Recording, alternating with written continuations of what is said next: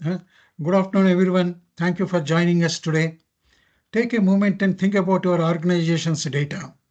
Is it a well organized strategic asset, or is it a tangled web of spreadsheets, disparate databases, and conflicting reports? For many of us, the reality feels more like the latter. We are awash in an ocean of data, from customer interactions and sales figures to operational metrics and sensor readings. We know that within this, the data lies the key to unlocking new insights, driving innovation, and staying ahead of the competition. Yet, for so many organizations, data doesn't feel like a resource, it feels like a liability. It is the fragmented, inconsistent, and often untrustworthy. It is not a source of clarity, but a source of chaos. Today, we are going to talk about how to solve this. We are going to explore the critical role of data management in transforming that chaos into clarity. Our goal today is to show you how a strong data management strategy is not just about organizing files or cleaning up databases. It's about building a solid foundation upon which all your data initiatives can thrive. We will cover today in this webinar, we will dive into practical steps you can take to elevate your data initiatives. We will discuss the true cost of bad data beyond the technical issues. We will look at the business impact, including lost revenue, wasted resources, and missed opportunities. Mm. Our aim is to empower you to not just collect data, but to truly harness its power. We want to help you turn your data from a chaotic burden into a strategic asset that drives real value for your organization. It is my distinct honor and pleasure to introduce our speaker today, Mr. Faseeur Gundulur. Faseeur is not just a data professional, he is a data architect and a leader who has been on the front lines of some of the most complex data challenges. His career is a masterclass in building a solid foundation for data. He has a remarkable track record of not just understanding the technology, but understanding the business context and pain points that are unique to every organization. Throughout his tenure at global technology powerhouses like Oracle, HCL Technologies, Capgemini, Virtusa, and Tecem, Faseer has been a key player in transforming how companies leverage their data. He has led teams in a wide range of critical disciplines, from data warehousing and ETL, extract, transform, load process, to developing sophisticated business intelligence solutions. What this means for us is that he has a hands-on, proven track record of taking siloed, disparate data and meticulously engineering it into single source of truth. What makes Fajeev's perspective so valuable today is his unique ability to see the bigger picture. He is not just focused on the technical plumbing. He is a strategic thinker who understands that good data governance and high data quality are the bedrock of any successful digital transformation. He has worked with C-suite executives to craft data strategies that directly align with business objectives and help development teams implement those strategies on the ground. Today, he will share with us the lessons he has learned from years of building a robust data management frameworks. He will provide us with a clean roadmap from our current state of data chaos to future where data is a trusted strategic asset. His insights will empower us to build not just better dashboards and reports, but better businesses. So get your questions ready and post them in chat. The speaker Faseer will answer all of them. Please join me in giving a very warm welcome to our true leader in the data space, Faseeur Gundulur. Faseeur sir, over to you. Thank you, Chandra. Thank you for the introduction. So I'm sharing my screen. Please let me know if you're able to see my screen. Yes, sir. Yeah. Yes, sir. Hello, everybody. Thank you for the distinguished honor. I'm Faseeur Gundulur, having 23 years of experience in the IT industry. So today we'll explore how to move from the data chaos to clarity, and why strong data management is a single biggest lever for the AI success. So we'll cover some common pitfalls which we are seeing in the day-to-day life, and how low quality inputs, uh, ambiguous definitions, access challenges, and how modern data governance, quality, and lineage can unlock trustable AI, which is at scale. So my take today uh, comes from my experiences. Like in the past, I have delivered scalable solutions on platforms like AWS, Azure, Databricks, Snowflake, etc. And having led the data integration for regulated environments, I have tried to pack my experiences in a short slide. Okay, so what is the problem now? So the data chaos challenge, right? This is the main topic what we are facing in day to day. So that mainly what we have seen is like three main challenges. There are many more, but I'll try to keep it at a high level. So the three main challenges which I see here, right? So I'll try to give an example. I'll not make it a layman's. I'll try to make examples so that a layman can also understand the kind of challenges which you're facing. So I'll try to connect the technical and the normal challenges, right? For example, I'm going to take a example of a kitchen chef here. Like suppose uh, if in the kitchen, let's example like when there are low quality ingredients, so you cannot expect a high quality serving to come out. So that is also that holds the same for the data industry also, right? If you give low quality inputs and the data is not complete, and the data is not the input is not right, then that will definitely lead to unreliable AI results. Like for example, garbage in, garbage out. So that's what is going to happen. So in coming to the ambiguous definition, what we mean here is like multiple truths. This can create a lot of mistrust. For example, if two chefs are saying, take 1 cup of water and boil. A cup of water can be 200 ml also and can be 250 ml also. So this is ambiguous, right? So there is no any. So it's better we have a uh, we have a measurement in place. Like suppose when I say 250 ml of water, it makes easy to everybody and it gives only one source of truth. When I say take a cup of water, take a spoon of oil, so that can be ambiguous, right? So what it can do is it can misalign access controls. Like if the access is not given to the right people and the security is low, this can create this can slow innovation basically. We will be go heading the wrong direction. The innovation will be at risk. So that's why these are the three most top level challenges which the current industry is facing. So now, industry is now, as we all know, AI is a buzzword, right? So the low quality, we talk about the low quality and we talk about this thing. What happens here? So the AI adoption, right? So that is accelerating the industry across. Like 3 years ago, we didn't even know what ChatGPT was, and currently we can't even imagine our life. Like not only the technical people, even regular people at home. So even everybody is using AI now. So every business, every functioning business is now piloting to AI. So they want to forecast, they want to know what is the next best action, they want to know what is the safety signal detection, and in the insurance sector also they are using like for underwriting, etc. So now yeah, sorry.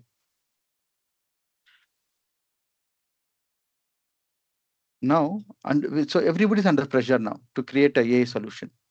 So they want to create they want to create a fancy AI solution, but in the meanwhile, nobody is following the standards. So the standards have been bypassed easily, and now this has been led to creating shadow pipelines and duplicated features and very shallow or opaque AI models. So basically, this leads to the term like speed without structure creates technical debt. So this is the underlying message. For example, uh, in one of the real-time example, right, a telecom company, they wanted to roll out a generative support bot. So they didn't take care of the PIA data. PIA data is nothing but the personal identification information, like customer name, customer social security number, etc. So they didn't take care of this, and they rolled out a bot. So this led to an emergency situation.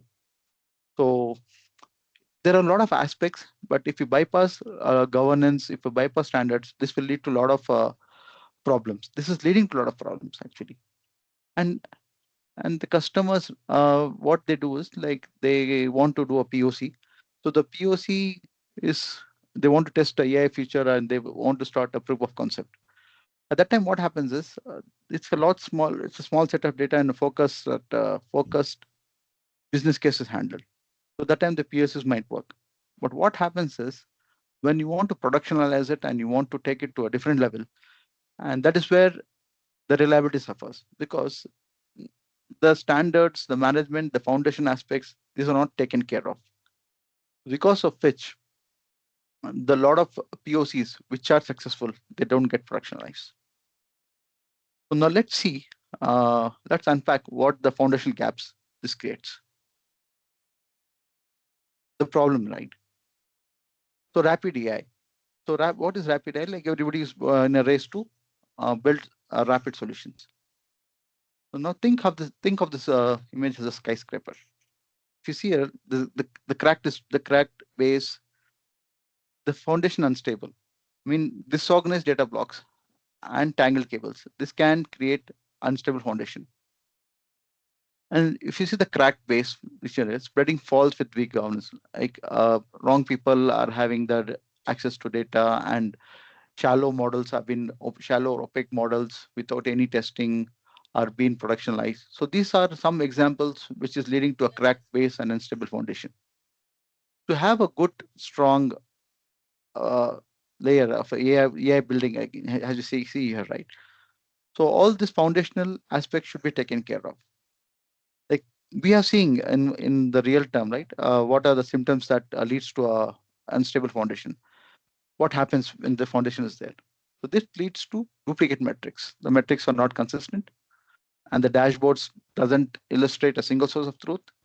There are a lot of gaps, and to fix all these gaps, a lot of manual work is needed. For example, in one of the energy sector client, they forecasted heavily on the CSP files from different vendors.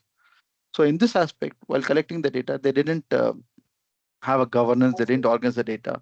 And this led to missing harmonization, which means that a lot of duplicacy happened.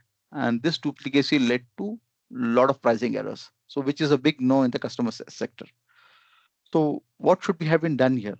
So in this case, what should have been done to avoid this kind of foundational mismanagement is they should have they should have governed the data products. They should have had a strong quality threshold, and they should have control of the end-to-end lineage of the data, like what is the source data until the pricing problem. So all these things were not happening, and this led to a lot of issues. And it doesn't stop there. So there are different challenges here, right? The talent shortage, the tool sprawl, and AI spend fails. These three. So to tell you in the layman language here, again, I'll use some example of the common language.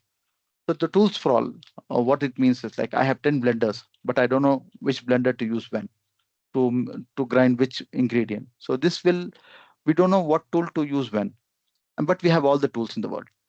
So this is called the tools sprawl. What is the talent shortage? For example, if I have to cook a bake, if I want to bake a cake, I cannot get somebody who's an expert in cooking a, a biryani, right? So I have to get right people. So currently we have a talent shortage because AI is a new thing and Hi. everybody wants to. Yeah, Anjali. Hello. It was not for me. That okay. Coming to the talent shortage, Just so keep there your is a lack. mics on mute. Thank you. Yes, sir. Yeah, the talent shortage. Right, the talent shortage ahead. So instead of just ramping up, getting on with the AI project or any new technology project, we have to make sure whether the team is ready or not. Whether if the team is lacking some skills, we need to train them first before we start on the thing. But now, what is happening is in the race to build things fast, we are just ramping up people without even knowing, adding people, and they don't even know the right skills. So this is where the AI spend fails, right? We are spending on the tools, but we're not spending on the foundations. We're not spending on the right talent. We're not spending on the right aspects. So all these investments, they will fail to deliver the value. So what is the net effect of the chaos now, which is being created? The result, the data chaos translates to delayed decisions. So this is the main thing. Delayed decisions can come at a higher cost because in for example, the stock prices can be, if the timely results are not achieved, it will impact the company's stock market also, and then it can impact the stakeholder, and a lot of ripple effect will be there. So because of this, the lenders can lose the confidence, and ultimately what is going to happen is manual analysis has to be done. Whatever you spend money on the fancy tools and adding up people buying the software, etc., so that will go useless. For example, this happened actually in one of the pharma client. So they had a safety signal review. This was delayed by 10 days, which is a big thing because if the timely submission doesn't happen to the federal body, so the approval of the compound can get affected. So even the 10 days might sound very less, but the 10 days affected regulatory timelines. And what is the problem for this? The opportunity cost and complex exposure. What is compliance exposure here means? The federal body loses confidence that all the processes are not followed, and then they start having the confidence issues. So these kind of problems were occur.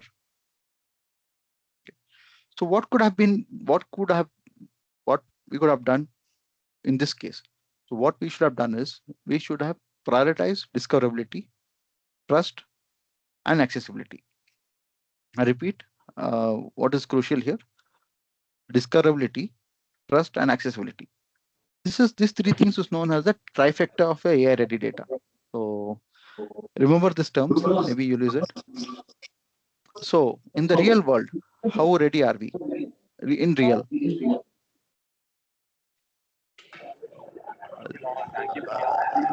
I'll just make everybody mute all. Okay. Okay, can you hear me now, Chandra? Yes, sir. We can hear And you. whoever is You're keeping on. their mics on, please show some respect to the speaker. Yeah, you Thank mute you. all. Only speakers mic must be unmuted. Yes. Continue, sir. Okay. So we talked about the result, right? What happens when there are issues? The result is, as I'm continuing, the compliance issue. We can face compliance issues, and lot of lot of chaos will result in delays and cost optimization. So how ready is the data? So to do this, we need to first assess our data readiness. So, okay. So to manage the data properly first, right, we need to know what is the current state. To do this, we need to assess the data. Before we take on to any AI project, or if you want to get into the AI stream of things, we need to first answer some basic questions to ourselves. Like for example, is your team AI ready?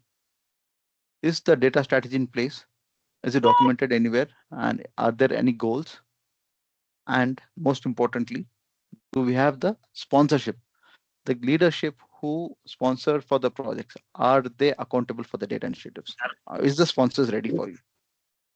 So these three questions are very crucial because we have seen I have seen in my own experiences, right, in one of the life science guys I was working with. So we had to set up some GXP controls, which is like good practice controls in the pharmaceutical clients. So then we explained the stakeholders, and we made sure that all the strategy is documented. We shared the strategy with the stakeholders, and they were onboarded and they were onboarded with a vision. And then the executive sponsors were also happy to take the responsibility. So in this case, what happens is the strategy is not only on the PowerPoint, it is taken as an operating model. So this is what we need to know. Before we take on to any solutions, before we build any fancy softwares, etc., we need to do a 2 months assessment and see what is the current state, what is the gap analysis, build a roadmap, and come up with a governance model. Okay. The solution now. We spoke a lot about the problems. Let's talk the solution here. So the solution, whichever we're gonna go ahead, go and define the solution. They should basically contain certain important aspects. Like for example, we should have an integration framework, a platform, an operating model. These three should, our solution should integrate all these three things. It should integrate the framework, the platform, and the operating model, and the business aligned data products. I'll take the questions at the end, just in case.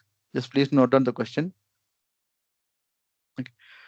And policy-driven governance is very, very important here, which will and automated data lineage, data ops for continuous delivery. These are some of the solutions which can give. So now let us see which tool can do and which tool we have in the current system and which it has what capabilities. For example, here, metadata and lineage. Metadata is nothing but the data about your data. This is the storekeeper of your data. Like this is the register of all the data. Like suppose where is the customer data is saved, what is the customer data, how many tables are there, each column denotes what, and how it is linked. So the metadata and lineage, these are very crucial. If you would have asked me like 5 to 6 years ago, I wouldn't have cared so much about the metadata and lineage. But now the data is evolving rapidly at the exponential rate. And today, metadata and mapping the lineage of the data is a very, very crucial element.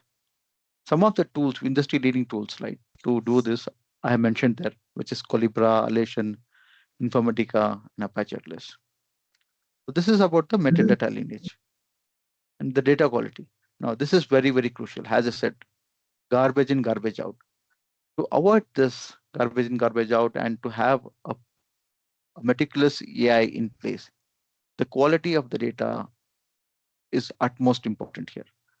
Because this will, if you have a bad quality of data, then this will not only lead to bad output, this will lead to regulatory compliance, operational loss, revenue loss, and a lot of ripple effects you'll have. So the data quality is very, very crucial here. And to achieve data quality, we have some new tools like coming up, like Atacama, Informatica data quality, and talent data quality. And the next tool, one of the next tool is data ops platform. This is also picked up in the recent years, the data ops, which means data and operations.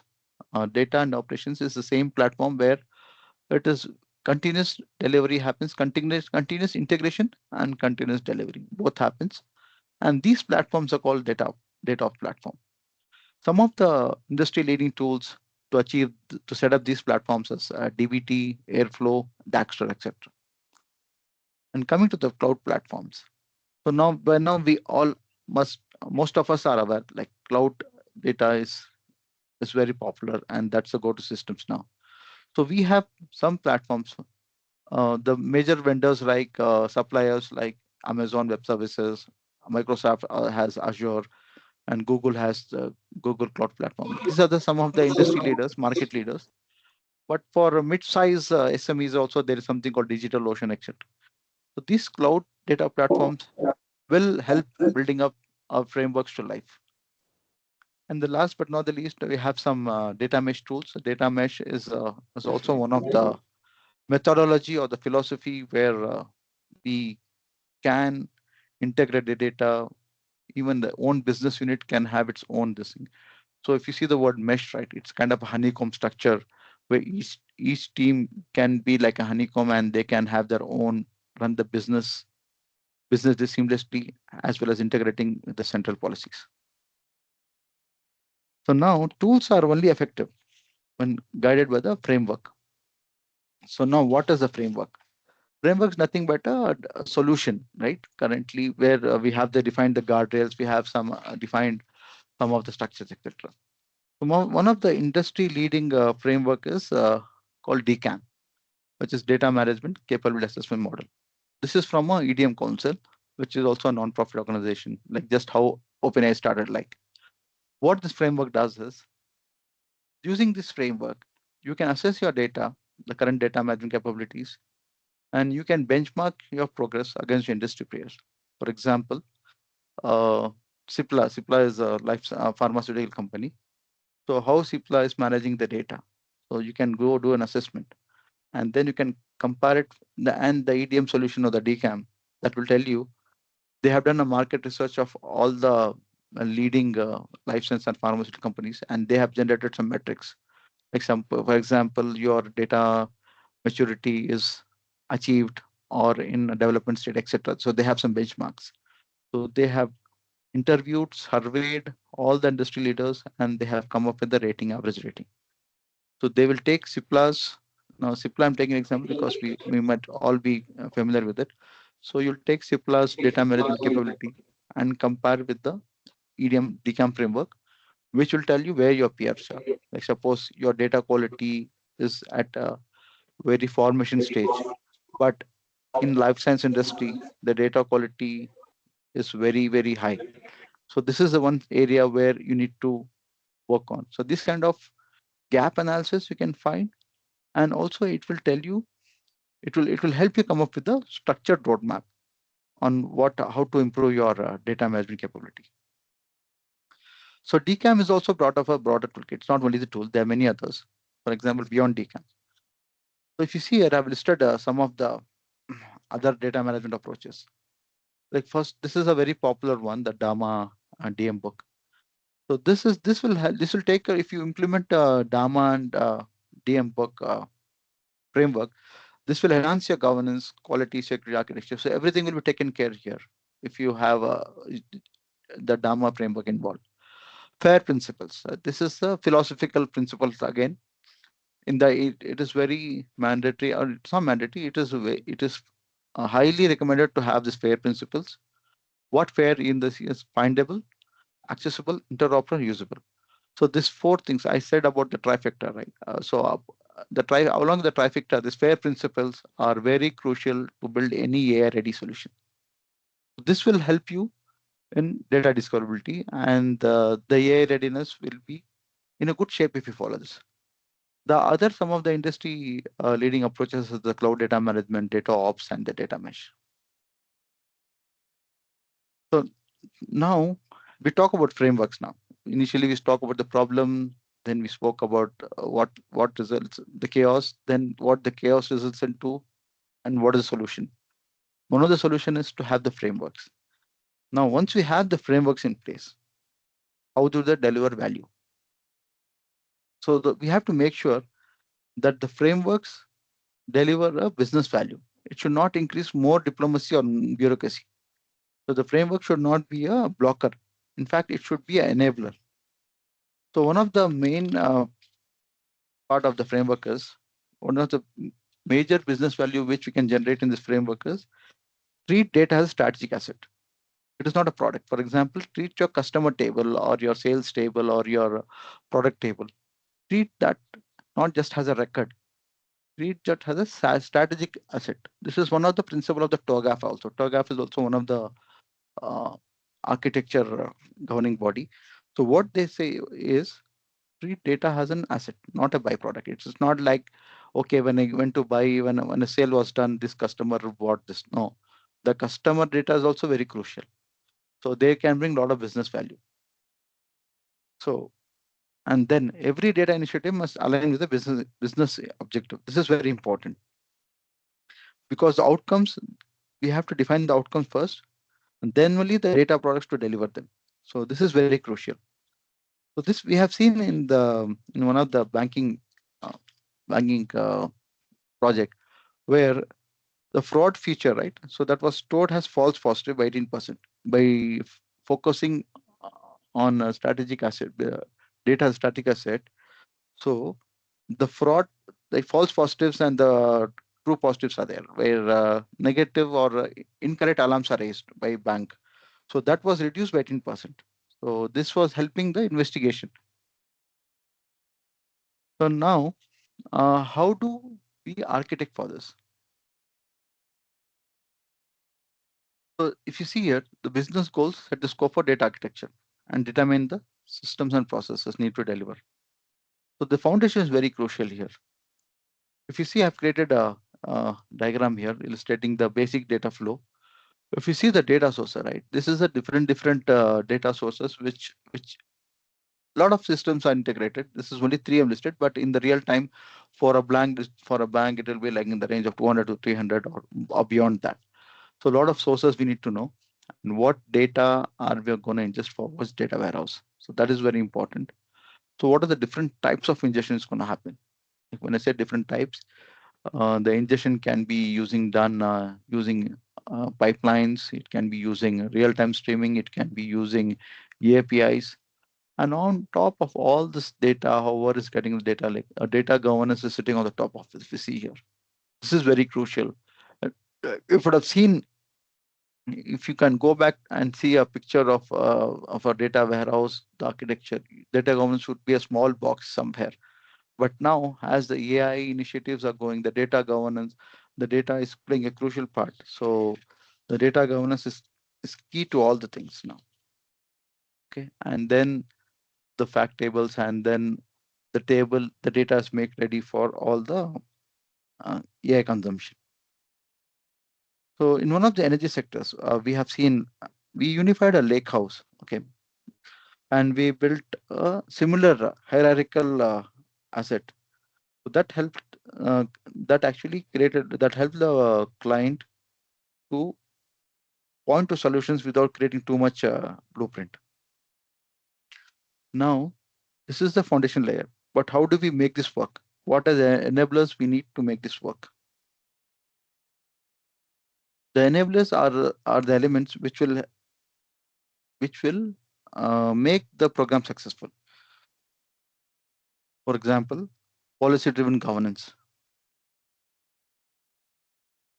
So this will monitor the usage patterns, flag anomalies, and ensure adherence to policies. So this is very important. This is the governance is very important now. And connected data, as we spoke, right? We are getting the data. The data is evolving at exponential pace. But we need to connect the data, and we need to connect the right data, and we need to know which data is connected to what. And this can be done via knowledge graph, so that the business can easily understand what this data is coming from and what is knowledge graph.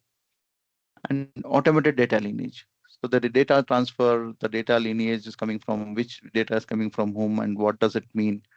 For example, the customer name will have a different context in the order table than the customer name will have in the marketing table. So these kind of proper data lineage, etc., are the key enablers here. So now we'll unpack some of these advanced data quality practices. Right. So what is the need of it? So AI suggests and auto generates DQ rules to imitate data. So if we have the data properly, and if the data is governed properly, and we have make sure the quality of the data is good, then AI itself can suggest the profiling rules. So this is how we can harness the power of AI. So by using this, right, AI suggested rules from data profiling historical incidents, the quality SLAs by domain use case can be improved, and continuous optimization and using observability feedback.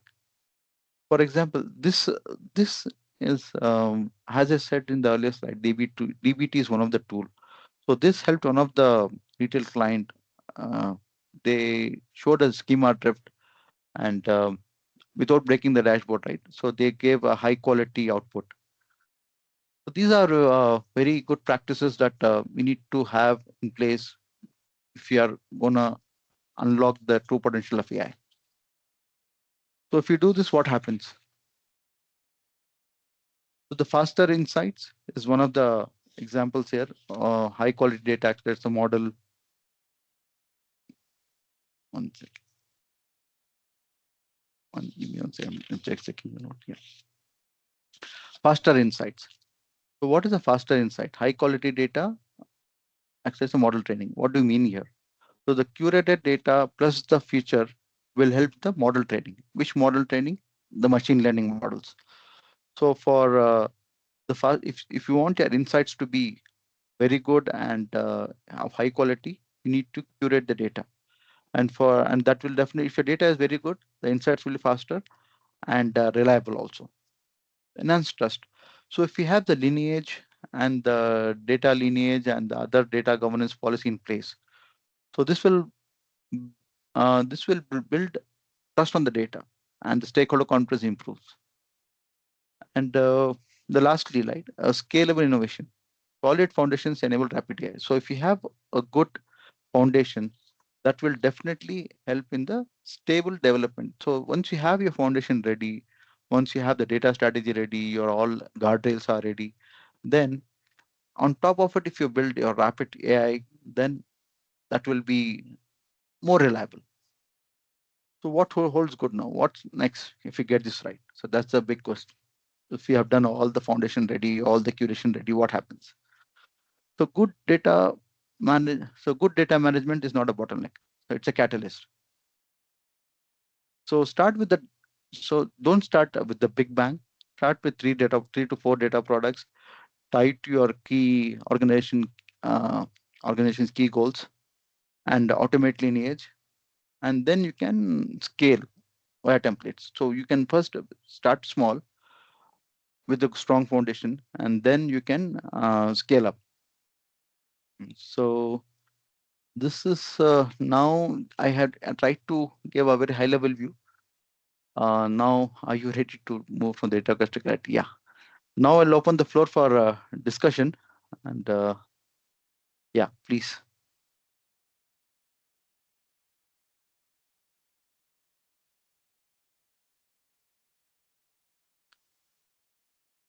Hello. Any questions? Q&A. So here, what kind of enablers we can use, Faseer? See, enablers, as I said, right? If you have the lineage defined well, the data quality is one of the enabler. Having the right guardrails is very important here, right? The three enablers I mentioned. One is the policy, the data governance. Second is the connecting the right data and the semantics. And lastly, the data lineage. So these three enablers are very crucial, Ramesh. Okay, the data lineage is from source to till target, means it's a end-to-end coverage is there. End-to-end coverage also. There's one more thing also. Like I gave an example for the marketing team. When we go for some quotation, right? So I am not a customer yet in the system, but I am a lead in the customer. So my name is Faseeur, and my name is Faseeur Gundulur, and it can have a different context. But once you place an order, the systems change. So now which Faseeur Gundulur is the right one? Like who's the right point of contact? So that kind of a data lineage, they do need to map, they need to think, and they need to map, and if needed, merge. So that lineage is very important because, as I said, right, it will be, if there are multiple Faseeur Gundulurs, then the results become ambiguous, and the models will become opaque. Yes. Okay. Okay.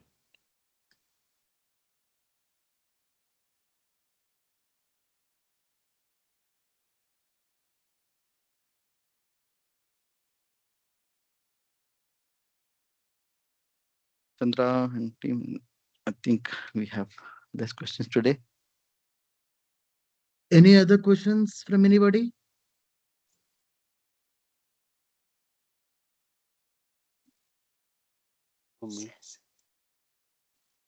Nobody? No questions?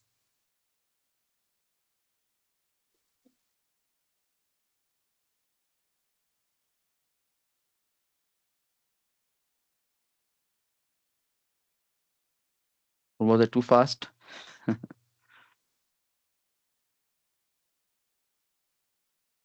Okay. First, I think Neeraj it's this side. clear with everybody. Hello.